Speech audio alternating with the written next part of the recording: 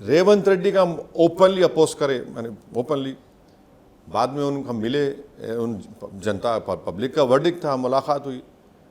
रेवंत रेड्डी पूछे क्या करना डेवलपमेंट का, बोला ये करो भाई, हमारे को आप मेट्रो का एक लाइन बचा हुआ है, आके फाउंडेशन से डाले, आप जाके देखिए अभी डेमोलिशन हो रहा, एक्विजिशन हो रहा। फिर मीरालम के ऊपर एक ब्रिज आ रहा, उसका जियो इशू हो गया। Road widening Yakutpura assembly constituency में और बहादुरपुरा में हो रहा है। अकबरुद्दीन ओवैसी कॉन्स्टिट्यूंसी में करीब 290 करोड़ का सीवरेज लाइन है। ये तो कर ही नहीं है ना इन्हों, हम तो दिल खोल के सपोर्ट करें। तो आपका मेन ऑब्जेक्टिव यही रहता है रूलिंग पार्टी से अलाइन होके रहने का, कि आपका काम हो सके? नहीं, देखिए एक तो एक है, नंबर 1 ये होना कि कम्युनल और फाशिस्ट फोर्सेस मजबूत नहीं होना। अब थोड़ा पीछे जाएंगे अपन, तेलंगाना क्रिएशन को हम क्यों अपोज करें?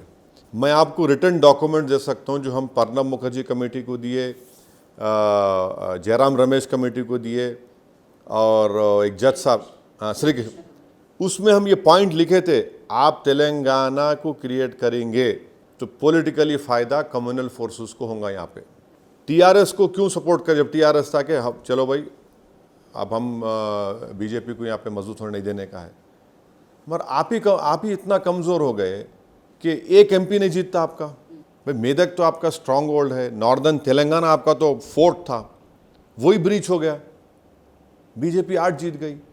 तो मेरे लिए तो मेन प्रॉब्लम आइडियोलॉजिकली तो बीजेपी है। आप पूरे देश में देखो क्या हो रहा है, क्या नहीं हो रहा है, बीजेपी के जहाँ पार्टीज पावर में है। तो इसीलिए हम बोल रहे ये बाई इलेक्शन जरूर है, बट आप इसको ये पॉइंट भी देखो, बीआरएस का वोट नहीं रहा उनके पास। तो आपको क्या लगता है कंप्लीट तेलंगाना में बीआरएस इरेलेवेंट हो गया? नहीं, इतना स्ट्रांग स्टेटमेंट तो देना बहुत जल्दी होगा, बट इतना वोट डिप जो हुआ है 37 से 15%, it is a cause of concern.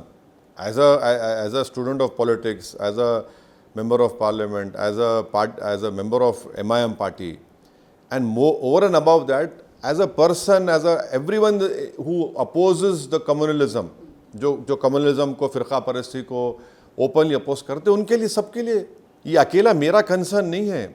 सब मेरे को आके कई लोग हिंदूज मुस्लिम्स जो सेक्युलर है, अरे क्या हो गया, पार्लियामेंट इलेक्शन सब शॉक में थे, अरे टीआरएस 1 सीट नहीं जीत सका। और मैं उस वक्त, आप मेरा एक स्टेटमेंट है, मैं अपने स्टेटमेंट में बोला कि अब गाड़ी में बैठना नहीं है, बीजेपी को रोको। अब है ऑन रिकॉर्ड है, क्योंकि हम लोग ये फील कर रहे थे कि यहाँ पर बीजेपी बहुत एमर्ज हो रही है। बल्कि आपने स्टीयरिंग छोड़ दिया होगा? स्टीयरिंग का नहीं, हमको ये फील हो रहा था कि टीआरएस लड़ रही नहीं थी इलेक्शन, कंप्लीटली गिव अप कर दिए थे। वो गिव अप करे क्या करे, it is different thing, but हमारे को जो अप्रीहेंशन था, अनफॉर्चुनेटली वो सही निकला। केटीआर का स्टेटमेंट आपने देखा होगा, उन्होंने कहा एमआईएम जो भी रूलिंग पार्टी रहती है उससे अलाइन होकर रहते हैं, अगली बार हम जब आएंगे पावर में तब बताएंगे उनको। अब बता दो ना भाई, आप क्या बताते हमारे को, क्या बताते आपको तो वार्निंग सिग्नल था जीएचएमसी इलेक्शन, ये 10,000 रुपये दिए थे, याद होगा आपको, वार्निंग सिग्नल था। हम बोले देखो तुम लोग, हम डिप्टी मेयर लोग बोले नहीं लिया मैं, और उन्होंने भूल रहे हम लोग लड़के यहाँ तक आए।